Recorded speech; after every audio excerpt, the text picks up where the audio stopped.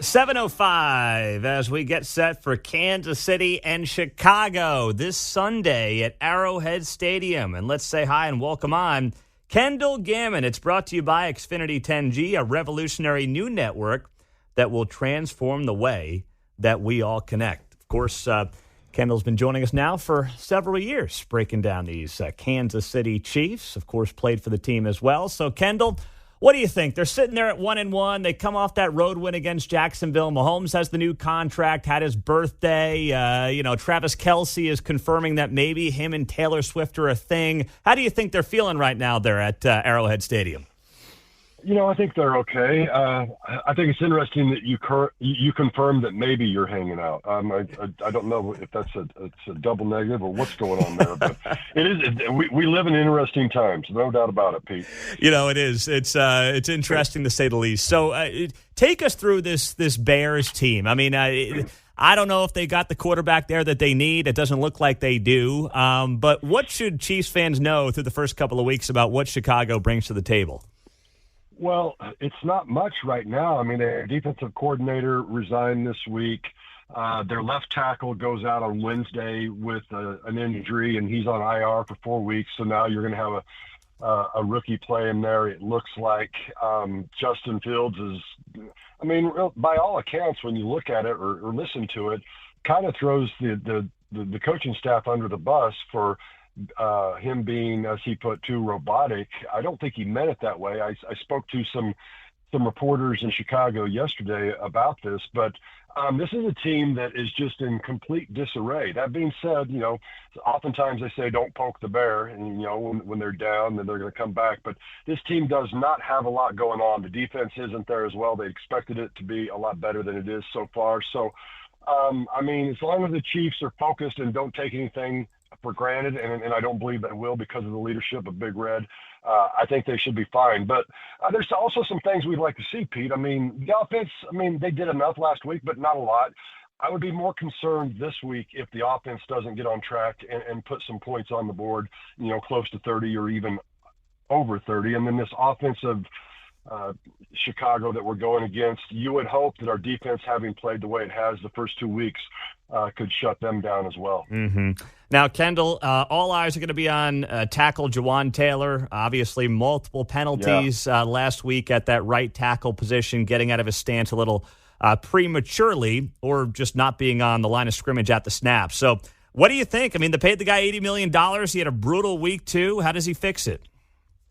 You know what? You just got to go back to the drawing board. He understands it. He knew it last week. I think sometimes, though, when you've been doing something and getting away with it for so long, even when you try to fix it, maybe you're not paying as much attention as you should. But certainly it was brought to light last week. So you got to believe that they went after it. I think Patrick talked a little bit about the fact that they tried to get a little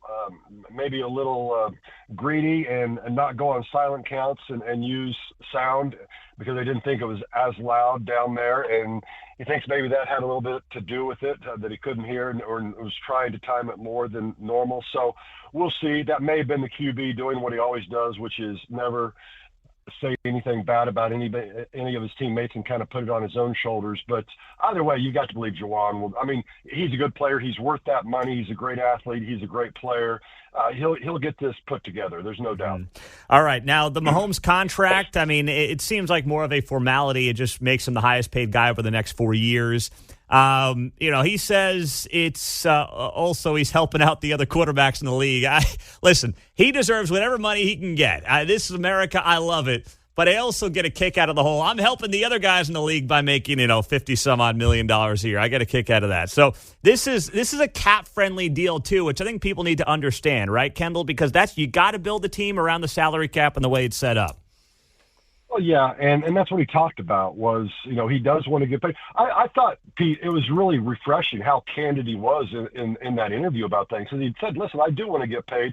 He goes, I want to secure my family's future. And then he went on to say, listen, I understand that's already happened, but I want to get paid. But I want also there to be money here to keep good players around me. And really what he talked about in terms of helping the other QBs out is really true because as his, I mean, what is it? So $52 million a year and change. I mean, you can't live on that, but it's a good start. But what it does is, yeah, I know exactly. But what it does is it kind of sets it, the bar a little bit, because he did get a little grief from people about his last, contract. It was a little bit cap friendly as well, because people said, well, this hurts all the other QBs when you don't take the maximum that you can get. But the guy's about winning, number one. That's what he mentioned. He goes, when it comes down to it, it's about the winning, and we want to win Super Bowls, and that's what you love. So I don't know. Once again, he gets in front of the press, gets asked tough questions, and just comes out perfect. I mean, just says it so well, so distinctly, and again, the candid nature of him in that interview, I thought was fabulous. Mm-hmm. All right. Now you look at this stretch here, Kendall. Bears, Jets, Vikings, Broncos, Chargers. I mean, you look at and then Broncos again. You look at these next 1, 2, 3, 4, 5, 6 games. These teams are a combined 1-11. It's interesting because the top team in the NFL is supposed to have the hardest schedule. And not that I expect the Chargers to be this bad at 0-2, but what do you think? I mean, you look at the stretch here and you say, if you're a Chiefs fan, if you're the Chiefs themselves, we got a chance to pile up some wins here and maybe put this thing out of reach by Halloween.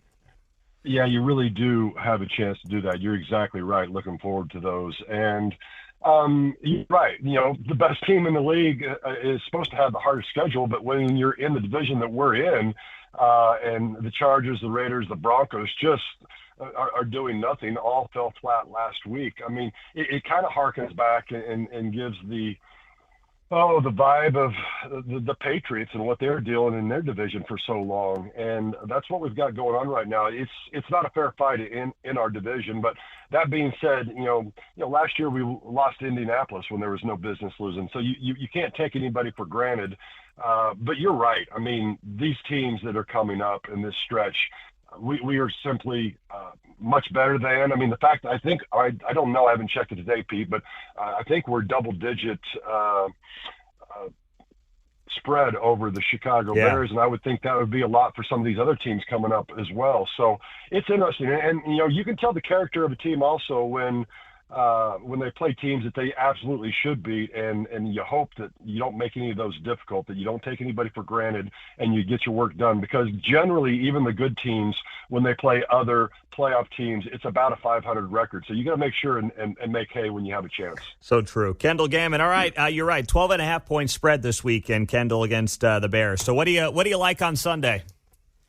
Well, I think we win going away. I think what did I have? I think I have 27-10, and I even think that maybe that last touchdown for Chicago is in the end when we're doing it. I just don't see how we don't run away with this game early, and especially the fact that we're in Arrowhead, because again, those tackles of Chicago, it's going to be tough enough to begin with because of them having very little experience, but then being an Arrowhead, I don't think it's a fair fight. Yeah. All right, Kendall. We'll talk to you Monday. Enjoy the game. You bet. Take care, Pete. All right, Kendall Gammon. Good stuff on KCMO Talk Radio. He's got 27-10. Mark, give me a score there for Sunday. Yeah, I'm going to go Chiefs 34, Bears 14. Okay. All right, John, what do you got for us, my man? I have 31-17. 31-17. All right, I'm going to go 20. You know what? Screw it. 24-3. Defense is going to show out like all get out. Offense is going to get rolling, and then the rest of the NFL is going to start talking about this defense after this performance on Sunday.